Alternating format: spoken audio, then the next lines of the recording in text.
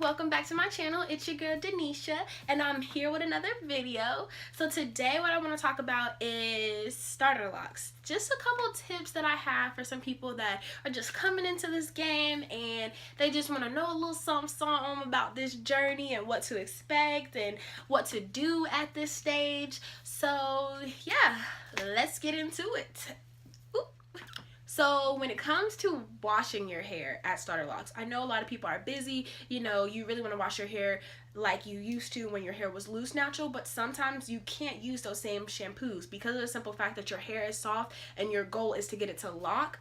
You definitely have to be careful with what shampoos you wash. So one tip that I would definitely recommend is when washing your hair with starter locks, if you get like one of those little stocking caps, I don't have any right now simply because I don't really need them, but you get a little stocking cap or like a thin do-rag some people have used, or literally a stocking cap definitely would help, and you just put it on your hair and you wash through the actual mesh stocking cap. What that does is that alleviates your nails actually digging into your roots, because that digging and vigorousness in the scalp is definitely gonna make your hair unravel. The shampoo that you use cannot be too harsh, and I would not condition during this time because it definitely will loosen your hair when honestly we're trying to lock it. We don't want it to unravel, we want it to lock. So if you're using these like shampoos and conditioners that are meant to make your hair soft or detangle your hair, you're not going to want to use those because they definitely will stop your process, hinder your process, and make it longer for you to lock. So definitely be careful when it comes to washing.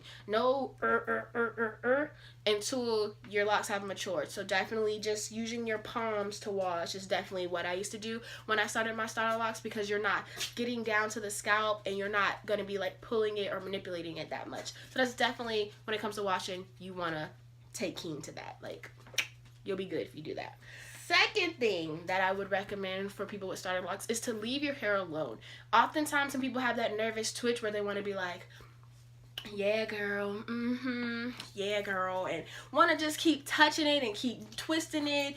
If it's not time to do a retwist, you should not be twisting your hair. Like, just let it go, let it be. Like, there is no point for you to keep having your hands in it. Your hands are dirty, you're touching different things, you keep touching it, you keep touching it so much, you're stopping the process of it locking.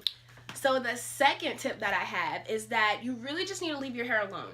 Some people have that nervous twitch or that nervous, thing that they do, and they're just, want to twist their hair all the time and feel on it and just always touching it and manipulating it. That definitely will hinder you from getting your hair to lock. It will hinder it from growing. It will hinder everything. So just stop touching it. Leave it alone. I know that can be so hard because you're like, oh, this is my journey. Like, oh, look at it, girl. Like, you want to touch it. You want to feel it. See, get the difference in the texture from it, actually budding and different things like that. But you just have to stop touching it. Leave it alone. Just leave it alone. It's hair. It's there. It's not falling anywhere. So leave it alone. That rhymed. Step number 3. Well, tip number 3. I would definitely, during your starter lock stage, do not compare. Don't compare your journey to the next person's. Oh my gosh, I can't make a ponytail. Oh my gosh, her hair looks like that. How come my locks don't look like that? You can't compare. Everybody's lock journey is different, and it's because they're locks. Everyone's locks are different. Mine's are maybe a little bit thinner than yours. Yours may be thick. It's depends on the person, depends on their preference of what they want their locks to look like. So you cannot compare your journey to somebody else's. We all have different hair textures, we all have different journeys, we all have different skin, so therefore your journey can't be my journey because it's my journey, okay? So therefore, don't compare, because at the end of the day, you're just gonna make yourself compare. You really cannot compare. So just be yourself, let nature take its course. You got this. You got this. Tip number 3. Oh, that was 3. Tip number 4 would be to let it breathe.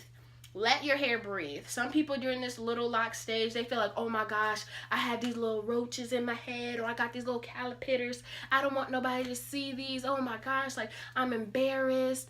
Oh, I'm gonna put a hat on. I'm gonna wear a hat the whole short time, or I'm gonna wear a wig the whole short time, or you know, I'm gonna put braids in it, and I'm gonna do all this other stuff. You really have to let your hair breathe. Like your scalp cannot be confined to those kind of harsh conditions if you want it to lock. Sunlight helps, so let it breathe. Give it some space. Put some water on it and just keep it pushing. You need your hair to breathe. Let it breathe. That also kind of goes back to the stop touching it, leave it alone. Like you just have to let your hair breathe. Like these are your new babies. Welcome to the journey, and just let them be. Just let them breathe. That's what they need. They need that H2O. They don't need you trying to cover them up because they're beautiful, baby. They're beautiful.